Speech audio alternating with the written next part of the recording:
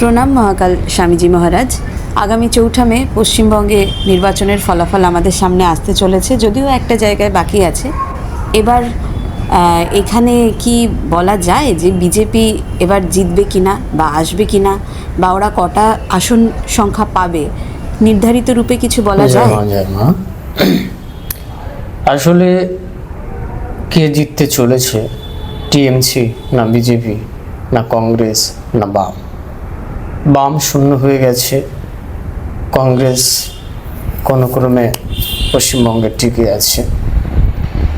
বিরোধী দল, প্রধান বিরোধী দল বিজেপি এখন, আর রুলিং পার্টি তৃণমূল টিএমসি। তো এখন কে জিততে চলেছে 2026-এর নির্বাচনে? এই বিধানসভার নির্বাচনে মানে 4 তারিখে মোটামুটি ফল ঘোষণা হচ্ছে, কোথাও কোথাও আবার নতুন করে ভোট হবে শুনলাম।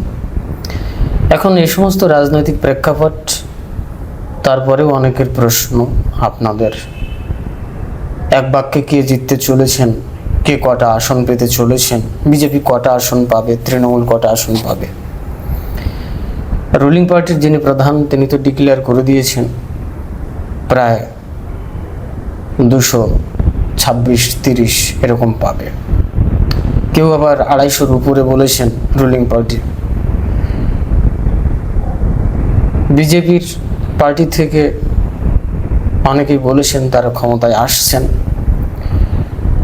বিপুল আসন নিয়ে আসবেন। সেই আসনটি খুব পরিষ্কারভাবে ঘোষিত হয়নি, কোথাও কোথাও উঠে এসেছে প্রায় 200-র কাছাকাছি কিংবা 200-র উপরে। বিশেষ ব্যক্তি যারা রয়েছেন রাজনৈতিক, তারা আবার বলেছেন 170, 80, 90 এরকম হবে। আবার এক্সিট পোলের সিদ্ধান্ত অনুসারে 8-9টা এক্সিট পোলের ভেতরে ম্যাক্সিমাম প্রায় 90% এক্সিট পোল ঘোষণা করছে বিজেপি ক্ষমতায় আসবে এবং ভালো আসন নিয়েই আসবে। 145, 50, 60, 70 থেকে শুরু করে 192 পর্যন্ত 200-র উপরে উঠে গেছে। একটি এক্সিট পোলে দেখছিলাম, সাধারণত এগুলো খুব কম দেখা হয়, তবুও চোখের মাথায় এখন বিশাল একটি সাড়া জাগানো নির্বাচন এবং রেকর্ডিং হয়ে গেছে এবং রেকর্ড করে ফেলেছে, যেখানে 90% থেকে 94% ভোট পড়েছে। তো এটা ভাবা যায় না, সেই জন্য একটি বিশেষ একটি নির্বাচন বলে সবাই ভাবছে, আমিও তাই মনে করছি। তো সেখানে 200-র উপরেও কোনো কোনো এক্সিট পোল তারা ঘোষণা করেছে। এগুলো আমি ডিটেলস বলবো না, এখন বলতেও পারছি না, কারণ এই এক্সিট পোলের উপরে আমি খুব একটি ডিপেন্ড করি না। হতেও পারে, নাও হতে পারে, এরকম সব ব্যাপার থাকে। এবং রাজনৈতিক নেতারা যে সমস্ত ডিক্লেয়ার করেন তারা করতেই পারেন, করেন, প্রত্যেকেই সেটা বলবেন, আশা করবেন, প্রত্যাশা করবেন, সেটাই স্বাভাবিক। এখন অনেকেই আমাদের কাছে আপনাদের মতো এরকম জিজ্ঞাসা করে। এই 2-1 দিন আগেই একজন তৃণমূলের বিশেষ কর্মী আমাকে জিজ্ঞেস করছিল, কি আমরা কি ক্ষমতায় আসতে চলেছি? আপনারা এটা আবার ভাববেন না যে আমার তৃণমূলের লোকের সাথে বিশেষ সম্পৃক্ততা বিধায় আমি তৃণমূল করি না। আমি তৃণমূলও করি না, বিজেপিও করি না, ঠিক আছে? আমি কোনো রাজনৈতিক প্রেক্ষাপটের সঙ্গে সরাসরি যুক্ত নয়, এটি আমি বারবার বলে দিচ্ছি। আপনারা বাজে কমেন্ট করেন, বাজে কথা বলেন, এগুলো কিন্তু আপনাদের ফল ভোগ করতে হবে, কিছু করার নেই, মানে কর্মফল। আমি আপনাদের খারাপ চাইছি না, প্রত্যেকের জন্যে মঙ্গল প্রার্থনা করি। আমি যখন সামাজিক মাধ্যমে প্রবচন করি, বেদ, বেদান্ত, ভাগবত, পৌরাণিক বা শাস্ত্রীয় বা ভারতীয় সনাতন ধর্মের কথন বচন করি ধর্মাত্মার আসনে বসে, তখন আমাকে নিরপেক্ষ থাকতেই হবে, ঠিক আছে? অনেকেই আছে ভিন্ন ভিন্ন দলীয়, নির্দলীয়, বিপক্ষ, বিরোধী, তারাও অনেকেই আছেন যারা আমার প্রবচন শোনেন, দেশ থেকে দেশান্তরে বহু মানুষ। সেই জন্য আমি পক্ষপাতিত্ব করতে পারি না, বা আমি কোনো ধরনের এই ধরনের কথা বলবো না, বা এই ধরনের কোনো রাজনৈতিক প্রেক্ষাপটের সাথে আমি সম্পৃক্ত না। ভবিষ্যতের বিষয়টি আলাদা, সেটা এই মুহূর্তে বলা সম্ভব নয়। তো ব্যাপারটি হচ্ছে, তিনি বললেন আমি সেখানে কিছু কথা বলেছি, দেখো আমি কিন্তু এই বিষয় নিয়ে আমি পরিষ্কার বলবো না। বলছে তুমি তো আমার কাছের মানুষ, একটু বলো না, তোমার অনেক প্রবচন শুনছিলাম, অনেক লেকচার বেরিয়েছে, অনেক ভিডিও বেরিয়েছে, তুমি তো বেশ রাজনৈতিক প্রেক্ষাপটে অনেক আলোচনা করলে। তো আমি বললাম না, তুমি আমার ঘনিষ্ঠ, তবুও আমি তোমার কিছু বলতে পারবো না। আমার খুব অন্তরঙ্গ ঘনিষ্ঠ একজন ব্যক্তি, সাধারণ নাগরিক, বসিরহাট এরিয়ার প্রান্তিক এরিয়া থেকে আমাকে ফোন করেছিল, রাত্রি তখন 11টা। আমাকে বললে, আমার বন্ধুসুলভ সম্পর্ক, তো আমরা একে অপরকে দাদা বলেই ডাকি, বহু বছর আগের সম্পর্ক এবং দূর সম্পর্কের আত্মীয়। তো আমাকে বললে যে কি হবে, তোমার প্রবচন শুনছিলাম, লেকচার শুনছিলাম। তা আমি বললাম কি হবে মানে বুঝলাম না। বলছে এই ইলেকশনের ব্যাপারে কে জিতবে ইত্যাদি ইত্যাদি, কটা আসন কি পাবে। তা আমি বললাম দেখো, এগুলো সাধারণ জ্যোতিষতান্ত্রিক যারা আছেন তারা এগুলো বলেন, কেন বলেন, কি কারণে বলেন, তারাই বলতে পারবেন, এগুলো আমাদের বলার প্রেক্ষাপট নয়। ঠিক আছে, এগুলো জনগণের রায়ের উপরে, তোমরা যেভাবে রায় ঘোষণা করবে সেইভাবেই একটি সিদ্ধান্ত নির্বাচিত হবে। ঠিক আছে, একটি সিদ্ধান্ত উপনীত হবে। প্রকৃতি সর্বোপরি, প্রকৃতি জনগণের হৃদয়ের পরিবর্তনের সঙ্গে সঙ্গে এই জিনিসটা অর্থাৎ ফলাফলটা তুলে ধরবে। অনেকেই সাধু সন্তদের ভেতরে দুই একজন বিশিষ্ট সাধু সন্ত স্বামীজি মহারাজ জিজ্ঞাসা করেছেন ফোন করে যে মহারাজ কি হবে, আপনি একটু বলুন না। তো আমি সেক্ষেত্রে এড়িয়ে গেছি, সেটা অত্যন্ত পার্সোনাল বিষয় ছিল, পার্সোনাল ফোন, সেখানেও আমি এড়িয়ে গেছি। কেন এড়িয়ে গেছি আমি ডিটেলস বলছি। প্রথম কথা হচ্ছে, সত্য নির্দিষ্ট সময় আসার পূর্বে যদি প্রকাশিত হয়, প্রকাশ করা হয় কোনো ব্যক্তির মাধ্যম দিয়ে, ধরুন আমি বলছি, নির্দিষ্ট সময় আসার পূর্বে যদি সত্যকে প্রকাশ করা হয়, তাহলে নিয়তির বিরুদ্ধে কিন্তু ক্রিয়া করা হয়। তখন নিয়তির যে স্বাভাবিক যে ধারা, যে স্রোত, সেখানে কিন্তু একটি বিরোধ সৃষ্টি হয়। এই নিয়তির বিষয়টি অনেক কঠিন বিষয়বস্তু। তাই এমন কিছু সত্য আছে যে সত্য নির্দিষ্ট সময়ের পূর্বে প্রকাশ করা যায় না, তাতে নিয়তির কার্যক্রিয়াতে সমস্যা সৃষ্টি হয়। এই জন্যে অনেক উৎকৃষ্ট ত্রিকালদর্শী মহাপুরুষ থেকে শুরু করে তারা এই ধরনের ভবিষ্যৎবাণী করেন না। তাহলে আপনারা অনেকে ভাববেন, তাহলে কি জন্য এই পর্যালোচনা, এই আলোচনা, আমরা এখান থেকে কি বুঝবো? আমরা তো একটু জানতে চাই, আগাম জানতে চাই। এমন সত্য আছে যা আগে জানবেন না, এমন সত্য আছে যেগুলো আগে জানবার সঙ্গে সঙ্গে প্রকৃতির বা নিয়তির বিরুদ্ধে বিরুদ্ধাচরণ করার ফলে তাতে আরো বিপর্যয় ঘটে। আমার কাছে সত্যি এমন কিছু সত্য, এমন কিছু অনুমান বা প্রমাণ বা এমন কিছু অনুভব এসেছে যেটা আমি বলতে চাইলেও বলতে পারছি না, আমার উপর থেকে বা ভিতর থেকে বাধা প্রদান করছে। আমি বলতে চাইছি, আমার কাছে অনেকে এসেছেন, আপনারা, আমি জিজ্ঞাসা করার পরে বলিনি, ডিরেক্ট বলছি না, সংখ্যা দিয়েও আমি বলে দিতে পারি ভগবানের কৃপা থেকে, কিন্তু আমি বলতে চাইলেও বলতে পারছি না, মুখ ফুটে বলতে পারছি না। উপর থেকে বা কে যেন বিবেক, কনসায়েন্স বলছে না তুমি ডিসক্লোজ করো না। তাহলে এমন একটি সত্য প্রকাশিত হতে চলেছে, এমন একটি সত্য দৃষ্টান্ত হতে চলেছে যেখানে তোমার এই প্রকাশের সঙ্গে সঙ্গে একটি বিপর্যয় তৈরি হতে পারে, সামান্য একটি ক্ষুদ্র কারণ ইহার সঙ্গে একটি ডিভাইন ব্যাপার রয়েছে। তাই যারা এক্সিট পোলে বিশ্বাস করেন তারা ভাবতে পারেন যে বিজেপি ক্ষমতায় এসে গেছে। আবার যারা জনগণের রায় বিশ্বাস করেন, সেক্ষেত্রে কিন্তু এবার যে ভোট পড়েছে, ম্যাক্সিমাম বিশ্লেষক যারা, তারা বলছেন যে নির্দিষ্টভাবে কিছু বলা যায় না, তবে বিজেপির সপক্ষে একটি বিশাল জোয়ার আসতে চলেছে বোঝা যায়। এইরকমভাবে মায়েদের ভোট, তারপরে এবার যে ভোট পার্সেন্টেজ বেড়েছে, তারপরে নির্বাচন কমিশনের যে সিস্টেমটা, সেই সিস্টেমটা দারুণ অ্যাক্টিভ, ইত্যাদি ইত্যাদি। এবার এত কিছুর পরেও কিন্তু তিনটি কারণে আমি অনুসন্ধান করেছি, দুটো তিনটি কারণে বিজেপি ক্ষমতায় আসতে পারে। আবার এই দুটো তিনটি কারণে বিজেপি ক্ষমতা থেকে ক্ষমতাচ্যুত হতে পারে। আবার চরম বিপর্যয় ঘটে যেতে পারে তৃণমূলের, তার কিছু পূর্বাভাস এখন দেখা যাচ্ছে, আমি এইভাবে বলতে পারি। ঠিক আছে, পূর্বাভাস কিছু দেখা যাচ্ছে। জনগণের রায়, দেশ, কাল, পাত্র সমাজ, পরিবেশ ইত্যাদি অনুসারে দেখা যাচ্ছে যে একটি চূড়ান্ত বিপর্যয়ের একটি বাতাবরণ তৈরি হয়েছে। আকাশে বাতাসে সেই বিপর্যয়ের প্রতিধ্বনি ধ্বনিত হচ্ছে তৃণমূলের বিরুদ্ধে। এই সার্কামস্ট্যান্সটা কিন্তু প্রকৃতিতে তৈরি হয়ে গেছে যারা একটু অনুভবী মানুষ।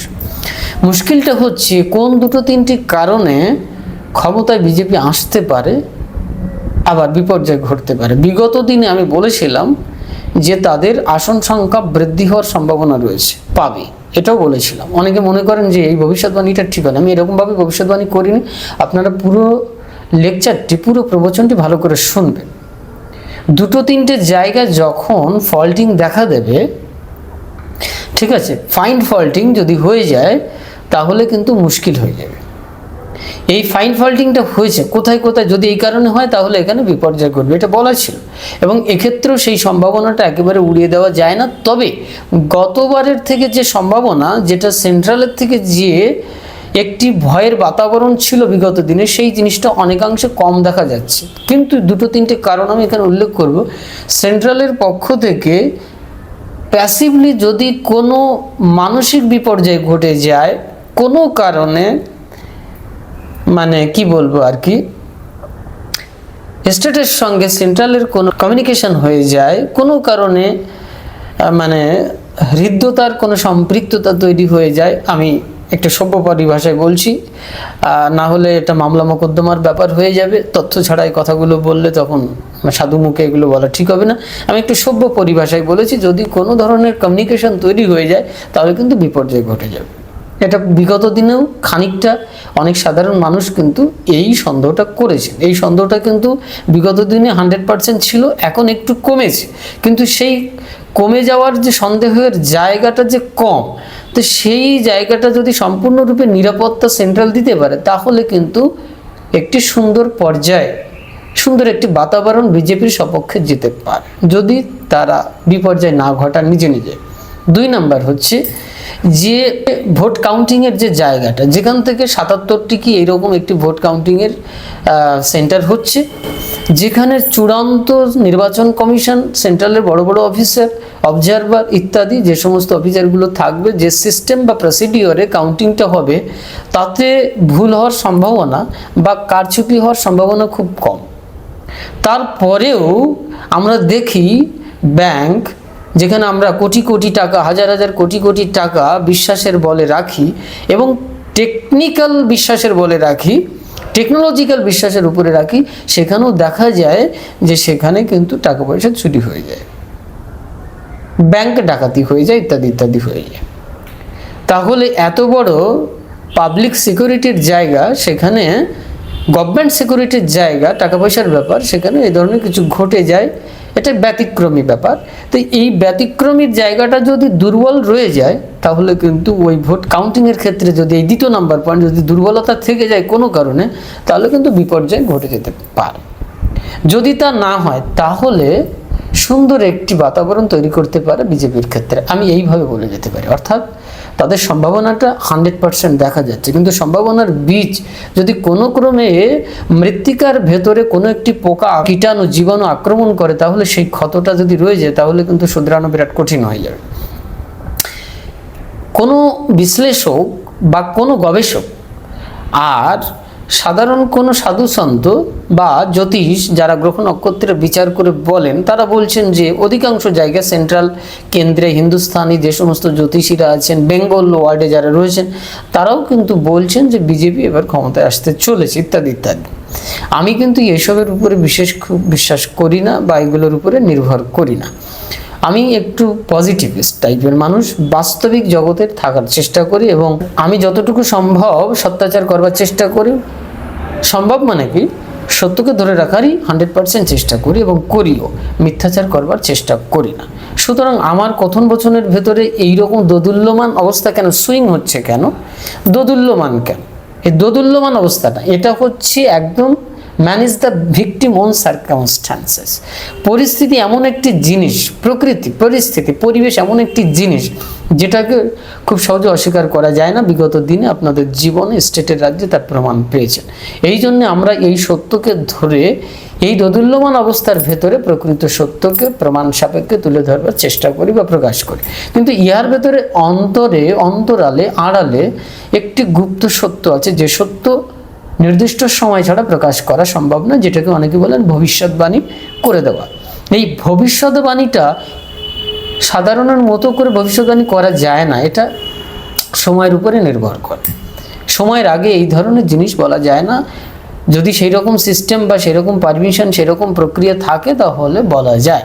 কিন্তু আমার কাছে বারবার আমি প্রকাশ করতে গিয়েও আমি হয়তো এই প্রবচনটি করে দিলে কিছু সংখ্যা, কিছু আসন সংখ্যা বলে দিলে, বা বিজেপি হোক বা টিএমসি হোক, যার সম্পর্কে যদি আমি ডেফিনেটলি কিছু বলে দিই, তাহলে দেখা যাচ্ছে আমার এই লেকচারটি শ্রবণ করবার পরে চ্যানেলওয়াইজ একটি বিশাল প্রভাব পড়বে। আমার লেকচারটি বহু কোটি মানুষের কাছে পৌঁছাবে, আমার একটি পরিচয় বাড়বে, ইত্যাদি ইত্যাদি হতে পারে। কিন্তু আমি এগুলো একেবারেই প্রত্যাশা রাখি না, এবং এগুলো খুব খারাপ জিনিস। এই সামান্য স্বার্থের জন্য প্রকৃত সত্যকে অবদমিত করা, প্রকৃত সত্যের সাথে ব্যভিচার করা, প্রকৃতির বা নিয়তির সাথে ভ্রষ্টাচারী করা, এগুলো ভালো জিনিস নয় সাধু হিসেবে। সেই জন্য আপনারা আমাকে কটু কথা বলতে পারেন যে ভবিষ্যৎবাণী বললেন না, করলেন না, এই কথার অর্থ কি, এই লেকচারটি দেওয়ার মানে কি ছিল। আমি কিন্তু এখানে প্যাসিভলি বা ইনডিরেক্টলি কিছু কথা বলেছি। তো এই দুটো তিনটে কারণে, আর সর্বোপরি রায় হচ্ছে জনগণের। জনগণের হৃদয়ের যদি সত্যিকারের পরিবর্তনের রূপরেখা তৈরি হয়, যেখানে আমরা দেখতে পাচ্ছি ফলতা বলে একটি জায়গা, দক্ষিণ 24 পরগনার ভেতরে, অনেকেই জানেন। তো সেখানে কিভাবে হিন্দুরা অত্যাচারিত হয়েছে এটা একটু না বললেই নয়, এবং কিভাবে তারা ভোট দিতে পারেনি। কয়েকজন লোক দেখালো হাত মিডিয়ার সামনে, তারা ভোট দিতে পারেনি। এই ধরনের জিনিসটা যদি ঘটে থাকে, তাহলে বর্তমান যারা বিরোধী দল তারা বলছেন যে আমরা জিতে যাব, কোনো চিন্তার কোনো কারণ নেই, কেউ কিছু করতে পারবে না, রুলিং পার্টি কেউ কিছু করতে পারবে না, যতই চেষ্টা করুন, মরণ কামড় দিক, যাই করুক, ইত্যাদি ইত্যাদি। ঠিক আছে, কিন্তু আমরা যে বাতাবরণ দেখেছি ফলতাতে বা দেখছি, তাতে কিন্তু সন্দেহটা রয়ে যাচ্ছে। কোথায় কিভাবে সহজ কথা একটি বাজে বাংলা পরিভাষায় ঘাপলা রয়ে যাচ্ছে, সেটা কিন্তু সবার বোধগম্য নয়। রামচন্দ্রের সঙ্গে রাবণের যুদ্ধের প্রেক্ষাপটে আমি এখানে বলবো না কে কার পক্ষে, কিন্তু একটু উদাহরণের সাপেক্ষে বলছি। রাবণ কিন্তু ভুল করেছিল বিভীষণের উপরে বিশ্বাস করে, ঠিক আছে, তাকে ছেড়ে দিয়েছিল, ফলে তার মৃত্যুর কারণ হয়েছিল কিন্তু বিভীষণ। রামচন্দ্র কিন্তু জানতেন না, যদিও রামচন্দ্র ভগবান। এখন এইখানে কে রামচন্দ্র কে রাবণ এটা প্রেক্ষাপট নয়, প্রেক্ষাপটটা হচ্ছে কে কিভাবে মৃত্যুবরণ করবে, কে কিভাবে আক্রান্ত হতে পারে, তার পয়েন্টটাকে তুলে ধরা হচ্ছে। তো এইভাবে যদি অত্যাচারিত হয়, আর এইভাবে যদি ভোটিংটা হচ্ছে এত কমপ্লিট টাইট একটি প্রসিডিওরের ভেতরে নির্বাচন কমিশন নিয়ে যাওয়ার চেষ্টা করেছে, তারপরে এতটা ভুল রয়ে যাচ্ছে, তাহলে কোথায় কোনো জায়গায় যে সন্দেহ থাকছে না এটা বলা যায় না। যতক্ষণ না পর্যন্ত 4 তারিখ হোক বা কমপ্লিটলি যেদিন কমপ্লিট ফলাফল বেরোবে, ততক্ষণ পর্যন্ত বলা যাচ্ছে না, কারণ সন্দেহ রয়ে যাচ্ছে। আর একটি জিনিস হচ্ছে, সর্বোপরি জনগণের হৃদয়ে যদি পরিবর্তন এসে যায়, তাহলে প্রকৃতি, নিয়তি, আমি আগেই বলেছি যে পরিবর্তন করতে বাধ্য হয়ে যায়। কেন যায়, কি কারণে যায়? এখন এর ভেতরে আবার অনেক ঘটনা ঘটছে যে রুলিং পার্টির থেকে কিন্তু কিছু কিছু জায়গায় যেদিন ফলাফল ঘোষণা করা হবে বা কাউন্টিং হবে, তারা নির্দিষ্ট একটি দূরত্বের ভেতরে 5,000 থেকে 7,000 লোক রেডি থাকতে বলছে। এইগুলোর মিনিং কি? দেখুন, অনেক জায়গায় কিন্তু যতক্ষণ না পর্যন্ত একেবারে আমি কমপ্লিট সেই জায়গায় না যাচ্ছি, ততক্ষণ এই ভবিষ্যৎবাণী যারা যা করছেন এইগুলো কিন্তু একেবারে নির্ভরশীলতার ভেতরে পড়ছে না। কেন পড়ছে না? এই যে সার্কামস্ট্যান্সেসগুলো তৈরি করা হবে, রুলিং পার্টি একটি শেষ কামড় দেবেন বিজেতা হওয়ার জন্য, ইত্যাদি ইত্যাদি। তারা চাইবেন ক্ষমতায় রয়েছে, আমরা ক্ষমতায় থাকতে চাই, ঠিক আছে, তারা তো বিশ্বাস করে বসে থাকবেন বা কার্যক্ষেত্রে সেই প্রক্রিয়াটা দেখাবেন, ইত্যাদি চেষ্টা করবেন। এবার আমি চোখ বন্ধ করে কুম্ভকর্ণের মতো শুয়ে থাকলাম আর রাবণের মতো বিভীষণের প্রতি বিশ্বাস করে থাকলাম, তাহলে কিন্তু একটা বিরাট বড় ভুল হয়ে যেতে পারে। এই ভুলের সম্ভাবনাটা একেবারে উড়িয়ে দেওয়া যায় না। যারা বিশেষজ্ঞ আছেন, বিশ্লেষক আছেন, তারা হয়তো আমার কথাকে উড়িয়ে দিতে পারেন। রাজনৈতিক যারা বড় নেতা রয়েছেন বিরোধী পক্ষে, তারা মনে করতে পারেন যে এগুলো কোনো কার্যকারী নয়, কারণ নির্বাচন কমিশন যে প্রসিডিউরটা নিয়েছে আমিও জানি। ওখানে যে সমস্ত অফিসার, অবজারভার, মাইক্রো অবজারভার ইত্যাদি যে সিস্টেম প্রক্রিয়াটা আছে, সেখানে মারাত্মক টাইট প্রক্রিয়া, ঠিক আছে, সম্পূর্ণ ডিফিকাল্ট টেকনিক্যাল ওয়েতে এটা হচ্ছে, যেখানে কারচুপির কোনো জায়গা নেই। তারপরেও কিন্তু আমি বলেছি যে সম্ভাবনা একেবারে কুম্ভকর্ণের মতো ঘুমিয়ে থাকলাম আর সম্ভাবনা থাকলো না, এটা হয় না। সুতরাং যতক্ষণ পর্যন্ত এই নিশ্চয়তাগুলো কমপ্লিট 100% জায়গায় না থাকছে, ততক্ষণ ভবিষ্যৎবাণী করা যাচ্ছে না। এই জায়গাগুলো আমার সন্দেহ বরাবরই রয়ে গেছে। এখন সন্দেহটা অনেক কম, অনেকাংশে কম, টেকনিক্যালি অনেক কম, কিন্তু বাস্তবিক মানুষের কখন কোথায় কিভাবে পরিবর্তন হয়ে যায়, পরিস্থিতির কখন পরিবর্তন হয়ে যায় বলা খুব কঠিন। রাইট?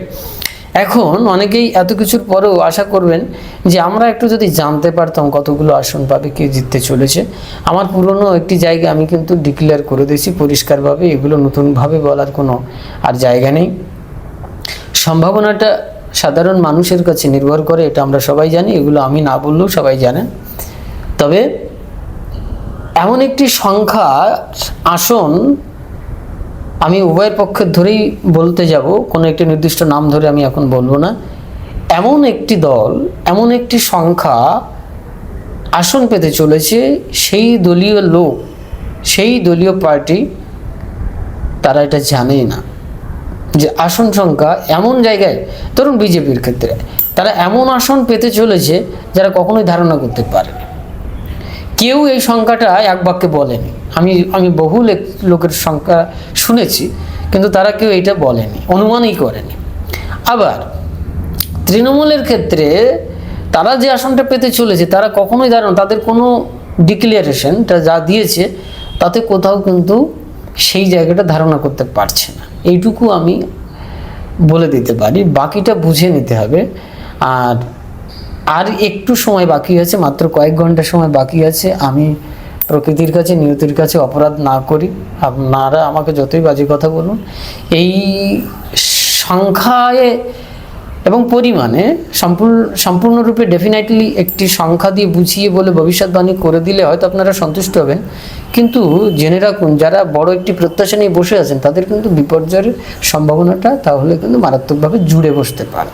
সুতরাং একটুখানি কয়েক ঘন্টা সময় ধরে অতটা আবেশে বা আবেগে না গিয়ে প্রকৃতির উপরে নির্ভর করুন, নিজের আত্মার উপরে বিশ্বাস করুন এবং জনগণের সত্যিকার হৃদয়ের পরিবর্তনের উপরে বিশ্বাস রাখুন এবং সর্বোপরি আমাদের যে কর্মফল তার উপরে ডিপেন্ড করুন আর প্রকৃত যে ন্যায় বিচার তার উপরে আস্থা রাখুন। দেখবেন প্রকৃতি আমাদের একটি সুন্দর ফলাফল দেবে এবং সুন্দর একটি পরিণতি আমাদের সামনে ধরবে, যেখানে ম্যাক্সিমাম মেজরিটি যারা প্রত্যাশা করেছিলেন তারা সেই ফলটা পাবেন, এইটুকু বলতে পারে। কেউ কাউকে দোষারোপ করবেন না, বিরোধী হোক আর সপক্ষের হোক, সবাইকে নিয়েই একটি স্টেট এবং একটি রাজ্য, কেউ মারামারি করবেন না, ঠিক আছে? আপনারা যাদের রক্ত ঝরাবেন সে আপনার কাছের ভাই, সে নাগরিক, ঠিক আছে? আজকে হয়তো শত্রু হয়েছে, কালকে মিত্র হয়ে যাবে। কারোর সঙ্গে বন্ধুত্ব খারিজ করতে না। বিখ্যাত একজন দার্শনিক বলেছেন, বন্ধুত্ব খারিজ করবেন না। আমরা জানি আমরা অন্যায়ের বিরুদ্ধে ন্যায়কে প্রতিষ্ঠা করবার চেষ্টা করছি, অধর্মের বিরুদ্ধে ধর্মকে প্রতিষ্ঠা করবার চেষ্টা করছি। হিন্দুরা যেভাবে পশ্চিমবঙ্গে অত্যাচারিত হয়েছে, যে সময় মুর্শিদাবাদের সেই দাঙ্গার সময় তারা ঘর ছেড়ে অন্য জেলায়, অন্য জায়গায়, অন্য স্টেটে চলে গেছিল, এই সমস্ত ইতিহাস কিন্তু ভুলে যায়নি মানুষ। শাহজাহানের কথা ভুলে যায়নি মানুষ, যেখানে পিঠে বানানোর গল্প ভুলে যায়নি। আজকের এই জাহাঙ্গীরের কথা, যেভাবে অত্যাচার করেছে বাবর, জাহাঙ্গীর, শাহজাহান, এরা একটি মোগল পিরিয়ডের একটি চূড়ান্ত একটি ঐতিহাসিক দৃষ্টান্ত পশ্চিমবঙ্গে আজকের এই আধুনিক দুনিয়াতে প্রতিষ্ঠা করবার চেষ্টা করেছে। এগুলো কিন্তু এই সত্য অস্বীকার করা সম্ভব নয়। এই ধরনের একটি অধর্মাচার, ভ্রষ্টাচার কিন্তু প্রতিষ্ঠিত হয়েই আছে এবং এটা দীর্ঘদিন ধরে চলছে এবং আগামীতে কোন জায়গায় যাবে সেগুলো কিন্তু সাধারণ মানুষ বুঝতেই পারছে। সুতরাং প্রকৃত সত্যকে প্রতিষ্ঠার জন্যে সবাই একটি সুন্দর প্রত্যাশা করছেন। আমরাও সেই প্রত্যাশা করছি সুন্দর একটি পরিবর্তন, এবং সেই পরিবর্তনটা একটি ন্যায়ের মাধ্যম দিয়ে আসুক, সুন্দর একটি ধর্ম আত্মা প্রতিষ্ঠিত হোক, এইটুকু আমি বলতে পারি। বাকিটা আর কিছু এখানে বলা সম্ভব নয়। কেউ কাউকে খারাপ কথা বলবেন না, মারামারি করবেন না, গালিগালাজ করবেন না। যেই সরকার ক্ষমতায় আসুক তাকে সসম্মানে সম্মান জানিয়ে তাকে মেনে নেবেন, এবং প্রত্যেক নাগরিক সুন্দর এবং স্বচ্ছ হয়ে ওঠার চেষ্টা করুন, এবং প্রত্যেককেই সুন্দর রাখুন। আমরা সবাই একে অপরের জন্য, ঠিক আছে, বাসুধৈব কুটুম্বকম, অর্থাৎ এই বিশ্ব সংসার একটি পরিবার। আপনার পরিবার শুধু আপনার একটি পরিবার নয়, আমরা একে অপরের জন্য, আমরা সবাই একে অপরের জন্য। সহজ কথা হচ্ছে এটা। সুতরাং ধৈর্য ধরে, মারামারি না করে, কাটাকাটি না করে সুন্দর একটি পরিণতিকে গ্রহণ করবার চেষ্টা করুন। জয় মা।